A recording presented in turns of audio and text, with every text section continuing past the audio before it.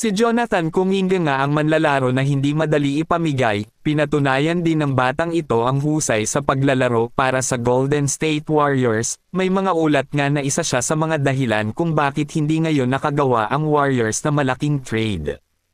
Ngunit sa kabila ng mga ito ay maaari ba siyang makatanggap ng max contract? Malamang na mag-alok ang Warriors kay Jonathan Kuminga ng 5-year deal na nagkakahalaga daw ito ng $140 million o umabot sa $155 million. Kwalipikado si Jonathan Kuminga na pumirma ng rookie extension sa Golden State Warriors ngayong offseason ngunit mukhang hindi siya makakakuha ng maximum deal. Kapag inalok si Kuminga ng max extension ay nagkakahalaga ito ng $225 million, tulad ng kapwa niya sa 2021 draft na sina Scottie Barnes at Franz Wagner ngayong off-season, na nakakuha ng ganitong deal.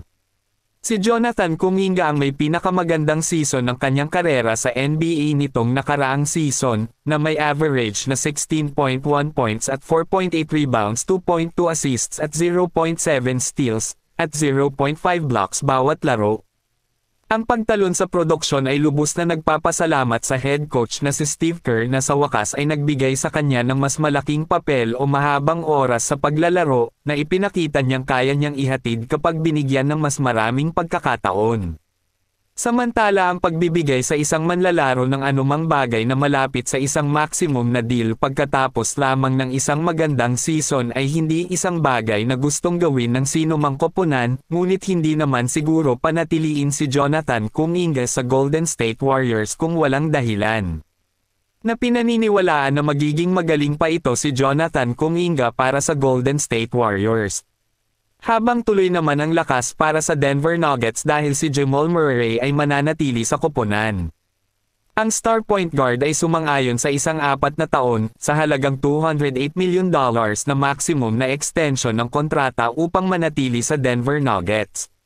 Sa ilalim ng bagong extension, makakatanggap umano si Murray ng $244 million na garantisadong sa susunod na 5 taon.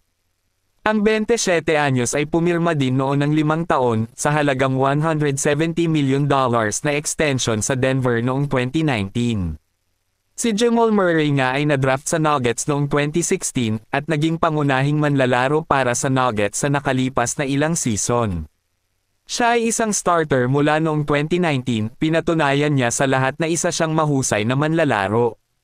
Sa season na ito nag-average si Murray ng career high na 21.2 points, 4.1 rebounds at 6.5 assists bawat laro, na ang pangalawang pinakamataas na kabuuan sa koponan sa likod ng reigning NBA MVP na si Nikola Jokic.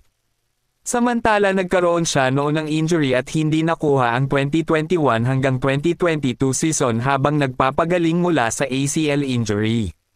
Ngunit sa muling paglalaro noong 2022 hanggang 2023, tumulong ang Canadian guard na pangunahan ang koponan sa isang NBA championship.